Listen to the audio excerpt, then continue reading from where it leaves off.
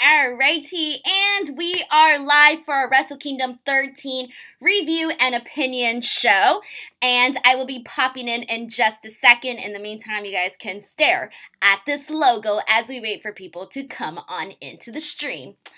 Alrighty, here we go.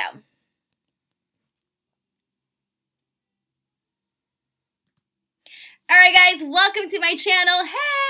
Thank you guys so much for those of you guys who are coming into the stream right now live as my stream is happening, and for those of you guys who will be seeing this stream later on. I'm sorry that my hair is a little funky right now. I was at work all day and now I look like poop, but hey, whatever. Anyways, so guys, how I watched Wrestle Kingdom was all over the place in terms of I watched it last night. I watched the first 4 matches, and then this morning I watched one match before going to work, and then afterwards I came back and watched the rest of the show, and then I rewatched the opening match, and then I rewatched the main event. So how I watched Wrestle Kingdom was kind of all over the place. Let me know how you guys watch Wrestle Kingdoms. I know some people did stay up from 12 to whatever time it finished. I was already asleep by like 1:30. So let me know how your guys' Wrestle Kingdom 13 schedule was.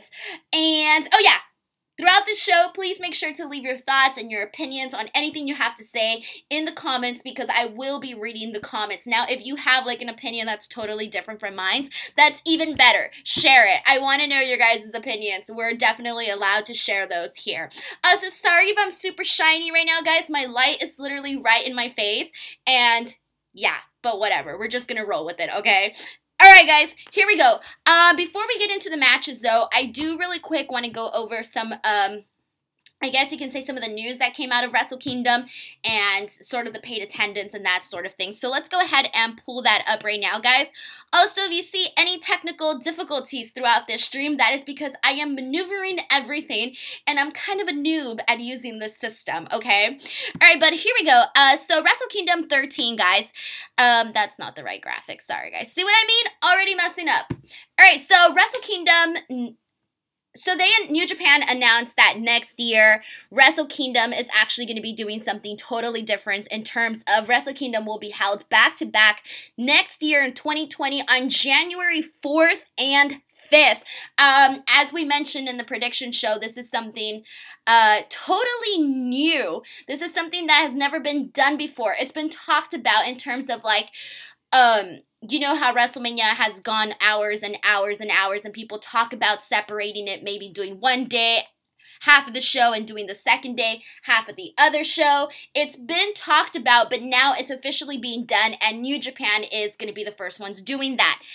To be honest, guys, I don't really know how it's going to play out. I'm not too crazy about the idea. I was never crazy about the idea to begin with, but I mean, I guess it all depends. I just personally feel like some people are going to want to stick with one night and some people are going to want to stick with the other night, depending on what matches are going to be on the first night and what matches are going to be on the second night. Like, how is this all going to play out? So I feel because of that, I'm not too crazy about that. But hey, it might be a lot better. We never know. Some of the other news that came out of the show is that the first night of the G1 Climax 29 will take place in the U.S. The first show will be in Dallas, Texas, July 6th. Now, this is awesome, guys, especially for the American fans, obviously. Now, I would love to be at this show, but no lie, Dallas, Texas is super boring, so I do not want to fly to Dallas, Texas for that. But I do want to watch it, so that's going to be fun. And in terms of the attendance for the show, the attendance was a paid 38,162 people that did top last year. So overall, good job for them on that. All right. So a lot of interesting things came out before the show in terms of the dates, in terms of where they're going to be, and I think it's pretty cool in terms of the fact that they're doing their expansion, but not just like within the U.S. They're really pushing the global expansion, since they're also going to be in London as well. So again, props to them for that.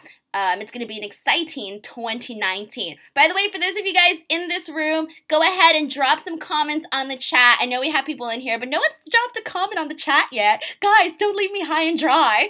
I don't want to be lonely here. So go ahead and drop some comments if you guys want, so I won't feel like such a total like loser.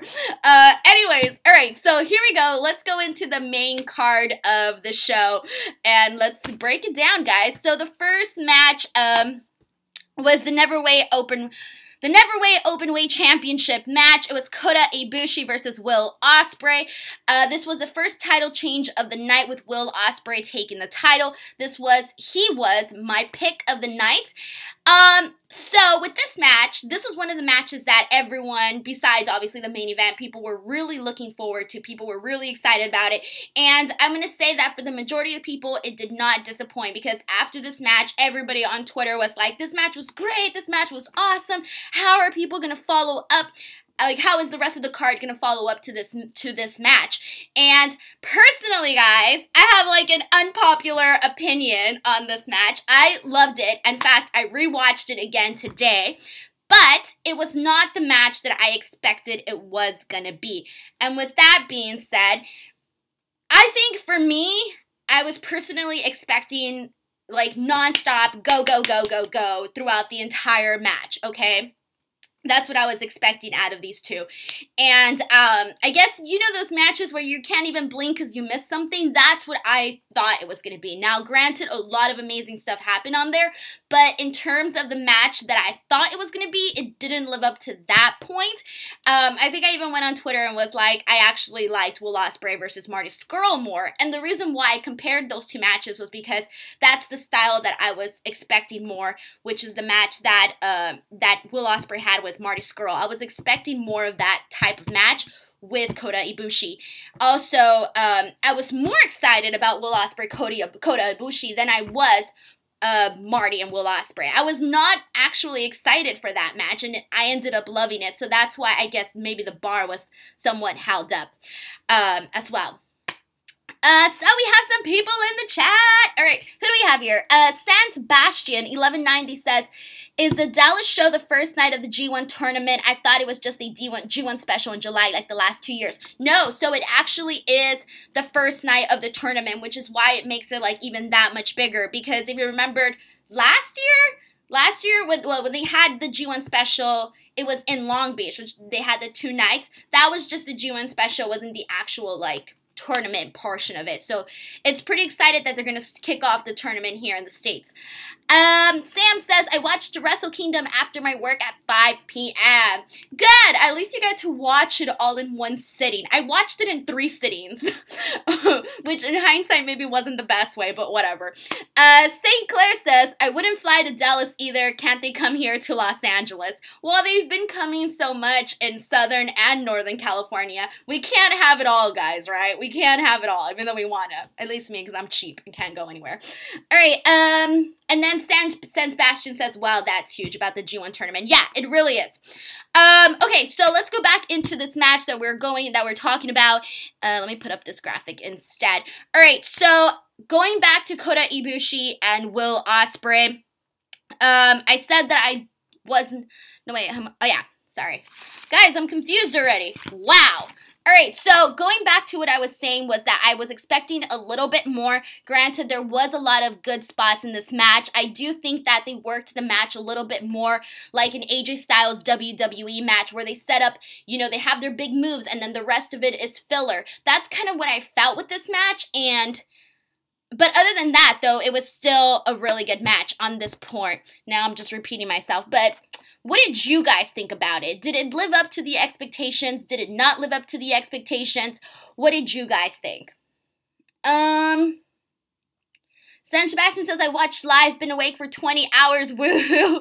And Sam says, will you go to Dallas? I will not go to Dallas. I'm too broke to go to Dallas, guys. That's kind of sad. I probably shouldn't be sharing that information. Anyways, but tell me, what did you guys think about this match? Do you think that it was the match that you were expecting, or did not live up to the expectations? Let me know what you guys thought about this match. I'm trying to think if I had anything else that I wanted to add to this one. Oh yeah, so Kota Ibushi did suffer a concussion that was reported after the show. From the looks of it, it happened towards the end with the last elbow that probably got him, but there were some other moments throughout the match where you kind of felt like maybe he wasn't, where he might have had maybe several concussions. They didn't really say like, hey, this is when it happened exactly. So I almost have a feeling that he might have suffered multiple concussions throughout like various different points of the match, just because of the way he sold some of the stuff that happened isn't how it's normally done. So that was pretty interesting. I was also wondering if, because in the end it seemed like he got the concussion from the last elbow, and then the match ended right after that. So I'm almost wondering too if that's why the match ended like right there. Even though a lot of the matches were going really fast, I do think that maybe this match, I'm not too sure if that's exactly where it was supposed to end, but that's just me. Let's see. Danny says, Denise said AJ Styles matches are mostly filler. No, that's not what I said. I just said that they have like spots where it's just a bunch of filler stuff. You get me? His WWE matches, okay? This is just for his WWE matches that I'm talking about. Sebastian says, I like Ospreay diversifying his style, stepping up his game big time. Yes, this match had a lot of different layers. One of my favorite parts was when they were doing the slaps where Kota was upside down and, you know, they were doing the slapping. That was pretty interesting as well. Sam says, it was an awesome match, but I enjoy Kenny Omega match better than the first match. Oh yeah, no, it was two totally different matches, and I think we all knew that the main event was obviously going to be a lot bigger, but we'll get to that match when we get to it. Any other thoughts? Feel free to let me know what you guys thought about this match. But now we are going to go ahead and move on to the IWGP Junior Tag Team Championship match. We also had title changes. We have new champions, Bushi and Shingo Takagi. This match was really fast. I don't really have much to say about this match, to be honest. It happened. It was there. It was technically good, but nothing really major happened. I don't think the crowd was really into it. Of course, they were following up Kota and Will Ospreay, so it wasn't necessarily like the best part to be in. I'm going to say that really nothing major happened in this match. So I don't know if you guys maybe thought that it was more standout than I did. Please feel free to let me know, but I don't really have much to say about this match. All right, and moving on to match numero 3. Okay, hold on. Okay. I'm making sure I'm showing my right graphics, guys, because I have multiple pictures for some matches, not all of them. Sebastian says that the prior match was way too short. Yeah, but the crowd really wasn't into it, so maybe that's why it worked out. But anyways, the third match of the night, which was the Rev Pro British Heavyweight Championship match, was Tomohiro Ishii versus Zack Sabre Jr. So guys, hold on, that's not the picture I want to show yet. Okay, so in our prediction show, we said that this match was going to be two guys trying to fight their match, both showcasing totally different styles and, you know, headbutting one another, I guess you can say.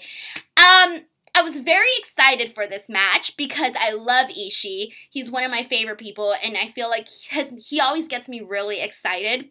That sounds really wrong, actually. He gets me excited for his matches. Okay, that's what I'm trying to say here.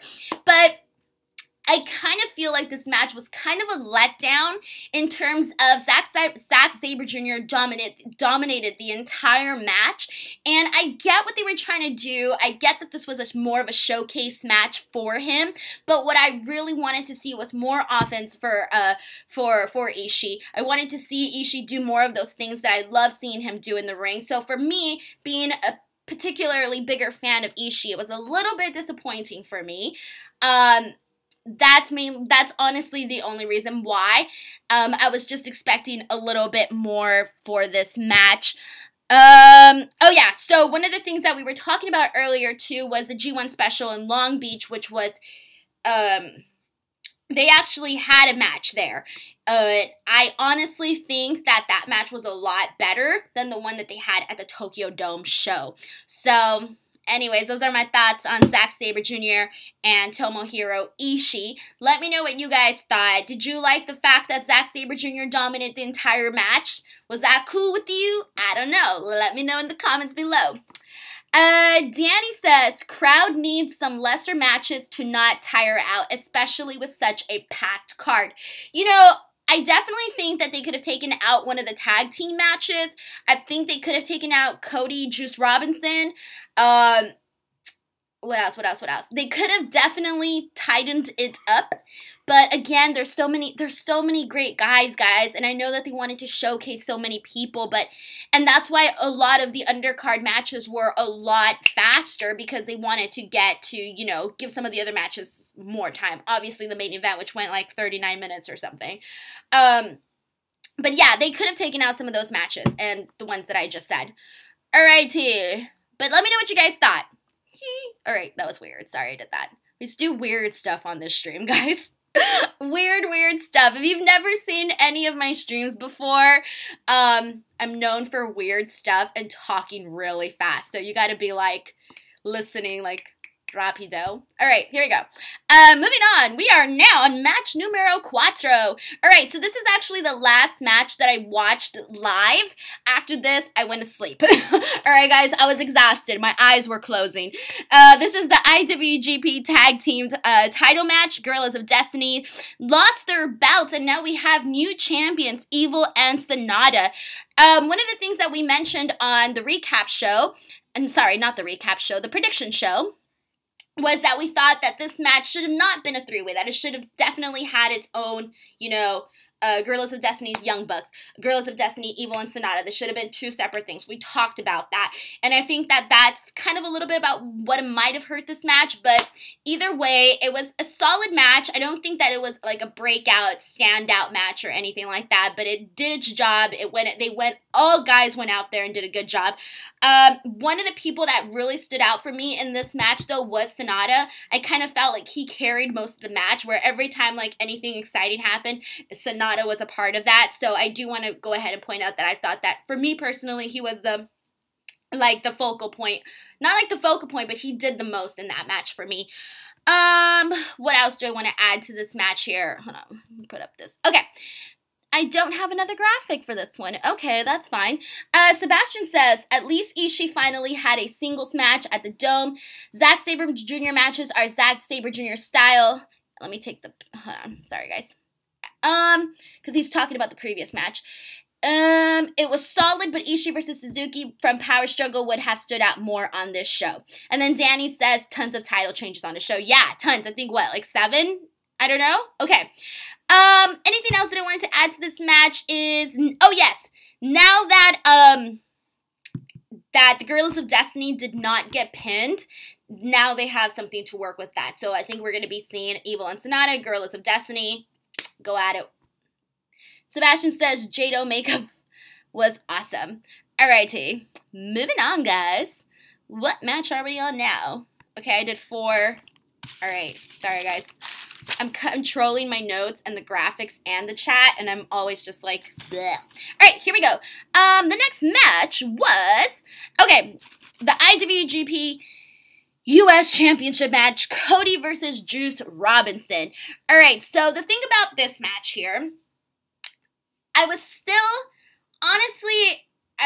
bothered when Juice Robinson lost the title at Fighting Spirit Unleashed. I didn't really think he should have lost the title, and I even said that in my prediction show. I just feel like Cody winning it just didn't really do much, to be honest. He was already doing so much other stuff with the NWA's World Heavyweight Championship bout, with the Ring of Honor bout, that he didn't really need this bout. I think that it hurt Juice that he lost to Cody and lost his bout during this match. So I'm glad to know that he has the belt back, but I'm still a little like annoyed that he lost it in the first place. This match honestly screamed WWE to me. This was not New Japan. This screamed WWE to me. With the interference, I can't talk anymore. Interferences. I just thought that it was a little different. It didn't bother me per se. It was just a little different. But I really did like that afterwards, the match sped up a lot. The finish was good. I actually really enjoyed like the last like 2 minutes of the match. It wasn't bad. It did what it did. But I don't necessarily think that, like, this was one of the matches that maybe I could have done without on the card. When we were talking about earlier about tightening up the card, I think this might have been one of the matches that necessarily didn't have to be on it. Alright, didn't want to add anything else. No, that was it. That's all I had for this match. Alright, Danny Cap says, All Elite Wrestling lost at Wrestle Kingdom. Yes, they did. Some guys, I think that definitely, whether or not the All Elite Wrestling thing was a thing, I think they should still have lost. So, you know. San Sebastian says, match was but I liked the finish. Juice got upset. Roll-up victories versus Kenny last year and Cody before has still been underdog. Strong victory here added to his character growth. Yeah, and he really needs it because there's so much that could be done with Juice Robinson. He's so talented, and that's why, like I said, that I was like still annoyed a little bit at the fact that we're even having to see him try and get his title back. Danny says Brandy's interference was nonsensical. Yeah, it really didn't do that much. Although I do like Brandy, though. I'm not going to sit here and tell you that I don't like her.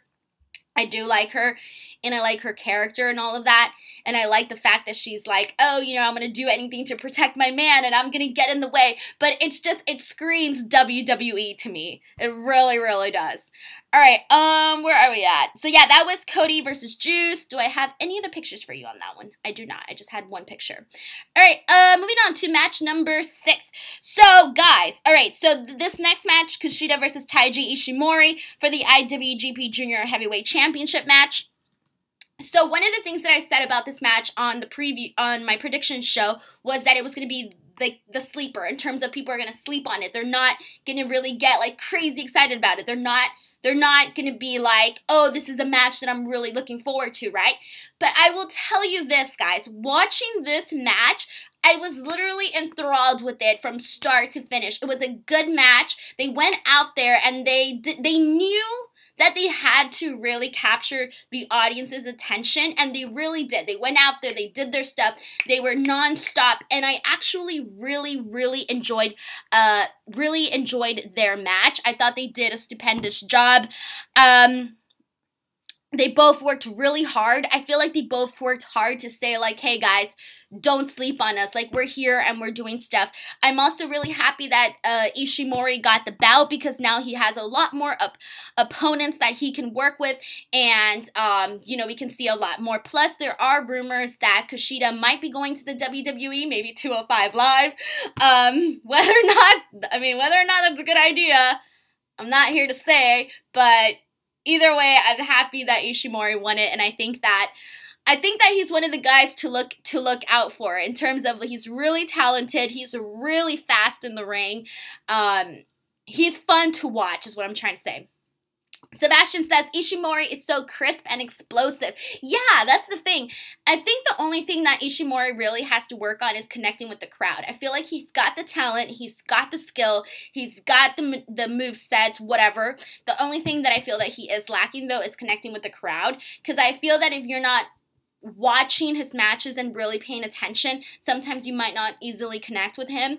So I do think that's one of the things he has to work on, but he's young, he's new, he'll get there eventually. So yeah, good match. Don't fall asleep on this one. Don't skip it. If anybody's watching and skipping or whatever, don't skip this one. This was a good one. Jared says he's better as a face, and Sebastian says title feud should help with that. Yes, I agree. Alright, and now we are moving on to match numero 7. Alright, so Okada versus Jay White. Speaking of young and talented, Jay White. So, Jay White is what, 23, guys? 23? Am I right on that one? He's so young. I'm older than Jay White. Don't make me feel bad because now I feel bad. And the fact that New Japan has so much, like, they're putting their eggs in his basket is what I'm trying to say. They have a lot of hope for him, and they're doing all the right things with him. So New Japan basically said with this match, we are moving on with Jay White. We are pushing forward with him. I think at the end of the match, they even said, like, oh, this is the era of the Switchblade. So he's not going anywhere, guys. Jay White's going to be here for a long time. He's going to be doing a lot of incredible things. He's going to do a lot with New Japan, and I feel that today was a sort of glimpse of that. We've mentioned earlier that he's already had victories over some of the biggest names, including Okada and Omega. So it only seems to be going up from there. This match was good. It wasn't bad. It wasn't OMG to me, but it was good. It did its job. I particularly loved the finish of this match. I thought it was really well done, and I really enjoyed it. I think I had a second picture for you guys on that one. Yep, I did. There we go. Guys, it took me forever to get these pictures up, so I want to make sure I actually show them. Alright, so that's why I'm, like, annoying about the pictures. Let's see. Sebastian says Rainmaker was over. He always is. And Jared says, I miss Okada's old music. Do you miss his old pants? Alright, that's just a joke. What else? Alright, there we go, guys. So that was that. Look for more stuff on Jay White, guys. He's going to be great. So you guys already know that. You don't need me to tell you that. Alright, moving on. We are now at match numero 8. Don't miss the pants. Jared says he doesn't miss the pants. They look like rugs. Like a rug. Like literally, his pants used to look like a rug. Sorry, Okada, you're great, but your pants looked like a rug. Alright, moving on. Match number 8. Let me fix that, guys. Sorry. Alright, whatever. This match is, the picture's not aligned, but who cares? Alright, match number 8 was for the IWGP Intercontinental title. Chris Jericho versus Tetsuya Naito. Naito won this match. I liked this match a lot more than their first match. I liked that this match... There was some scary moments. I was not too crazy about all the head spots, and I know that's like so annoying to say, and I used to hate when people said this, but now I'm one of those people. It just made me like really nervous. It made me a little bit nervous when Jericho took that pile driver on the stage, and then in the commentary on the table, I was just like, my head. But whatever. That's just me, and I know whatever. What do I want to say about this match? Okay, the things I liked about this match is I feel that Jericho and Naito have really good chemistry. I love the way that they used the kendo stick. Like, they just looked really upset. Like, they were there to do a brawl. I'm glad they added the no DQ finish. The no DQ stipulation, because without it, I don't think it would have done its justice to the match. Oh, Jared says, yeah, that table spot made me cringe. Dude, yes. By the way, I don't know if anyone noticed, but after Jericho took that pile driver on the stage, I felt like when the camera would kind of show the top of his head, he was like really red and like irritated like here on the spot of his head. Anyways, I kept seeing that and I was like, oh, God. Dana wrote, Okada losing so much is getting weird. Not necessarily, just because I know that he's doing it for some of the right reasons, if that makes any sense. Sebastian says he saw that too. Thank you. Okay, I wasn't sure if everyone saw that or if that was just in my head, and I don't remember commentary bringing that up. So yeah, I just wanted to point that out. But anyways, this was a good match. I liked it a lot more than their first one. And yeah, that's honestly all I have to say on this match. Did anybody have anything else they wanted to add to this one? Unless I'm forgetting something, but that's pretty much all I have to say on this one.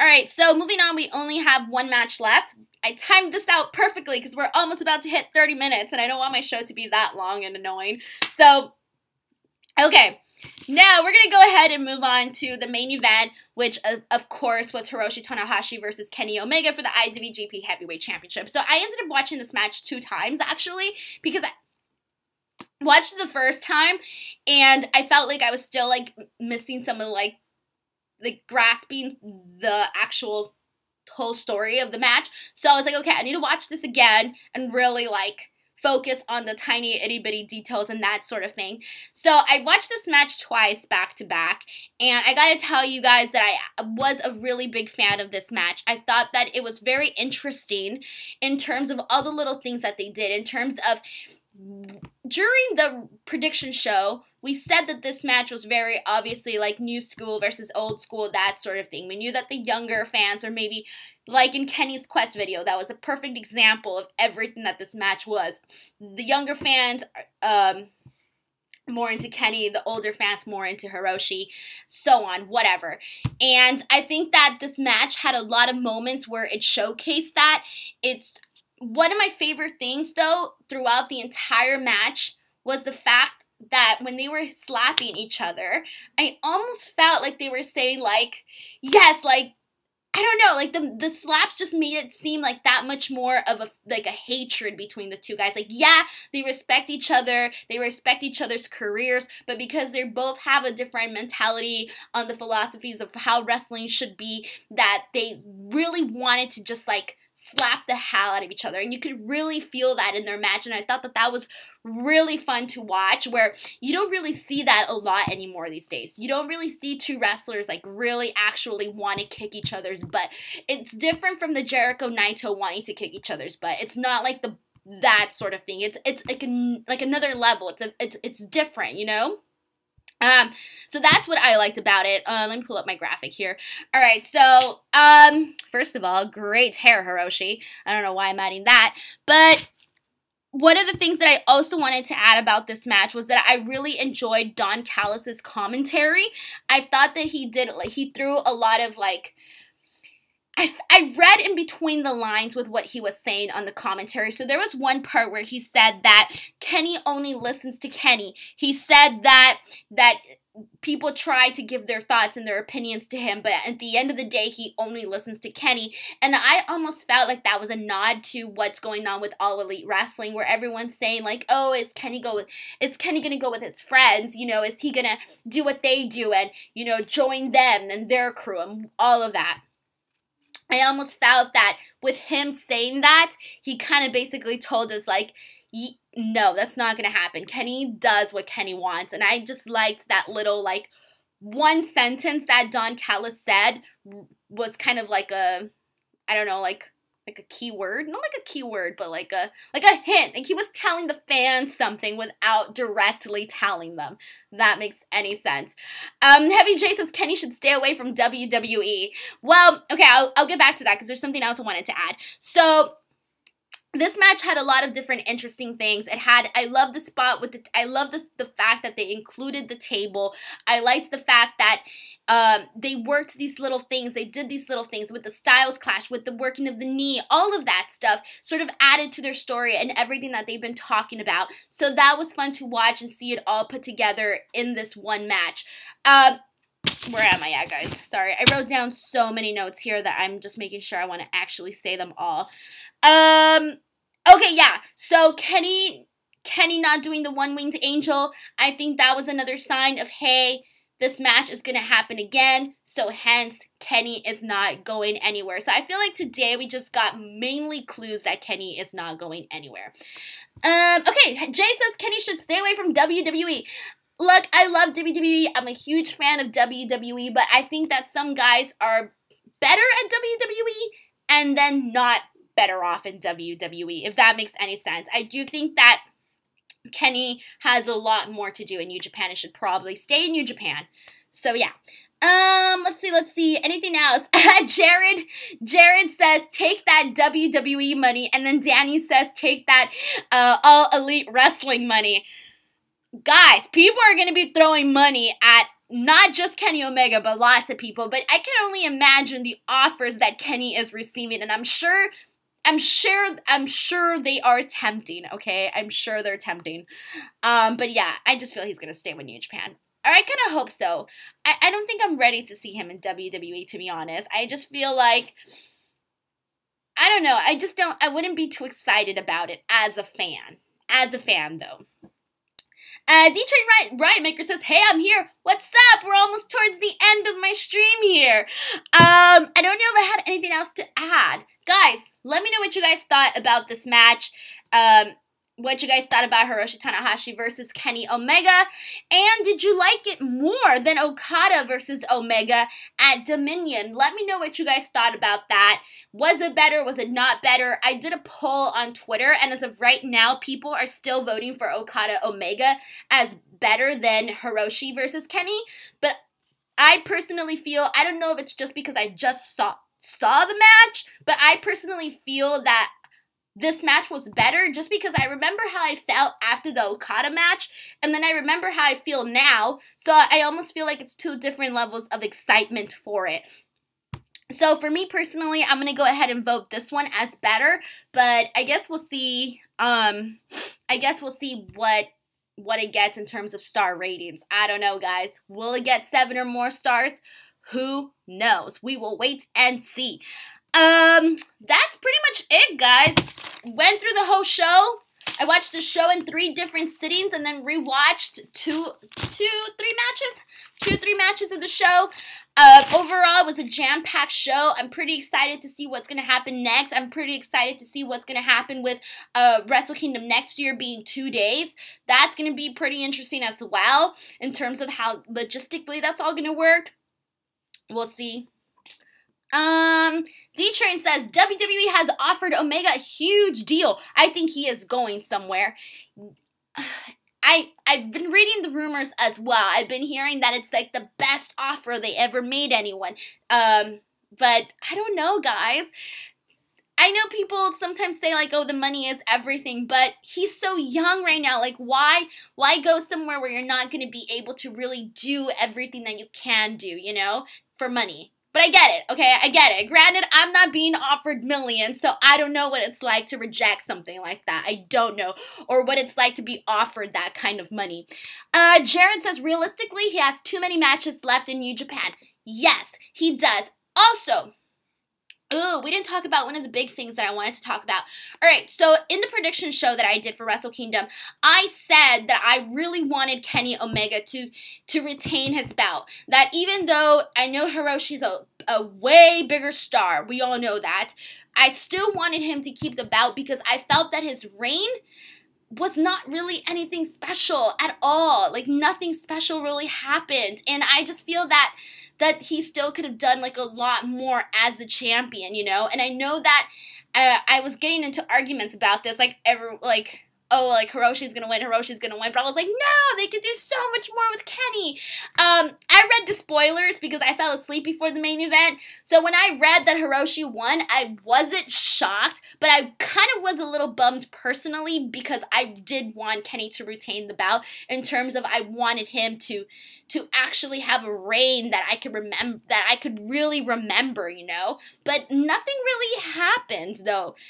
Nothing really. So yeah, that's what I'm saying. So, who was it that reminded me of that? Oh yeah, Jared. So with Jared's comment about realistically him having too many matches left in New Japan, that kind of reminded me about the whole title reign thing. Let's see. D-Train says, don't forget a lot happens tonight after the show. I'm with you. Kenny's reign hasn't been special. Yeah, and it should be because he's a one-of-a-kind talent, so I think that it should be special. But, you know, who am I to say? There's still so much more that can happen in the future, and he can still have great matches, which I'm sure he will be having more great matches. So, yeah. Anyways, guys, that's all I have for you today. I hope that you guys honestly enjoyed my Wrestle Kingdom review opinion show. I hope you guys had fun doing this chat thing. I think it's pretty fun. I feel like I'm actually connecting with people, so yay. Alright, if you guys do watch this afterwards, please leave me your comments. I will be reading them. I love reading your guys' comments. If you guys tuned into the show, tweet me. Thank you so much, D-Train Riot Maker, for tweeting me right after the last show. And guys, I am going to be doing another recap show this Sunday for Impact's Homecoming pay-per-view. So I will be on to talk about that. So if you're an Impact fan, keep in mind that I will be doing a recap show for that show as well. Alright, and thank you guys so much. I hope you guys had fun hanging out with me for a few minutes. And yeah, I'm gonna let you guys go now. Make sure to give this video a like, subscribe to my channel if you guys haven't already. But if you're in here, I'm assuming you're subscribed already. So just make sure you're subscribed. Tell your friends about me. If you guys had a good time, tell your friends, hey, follow this girl. Whatever.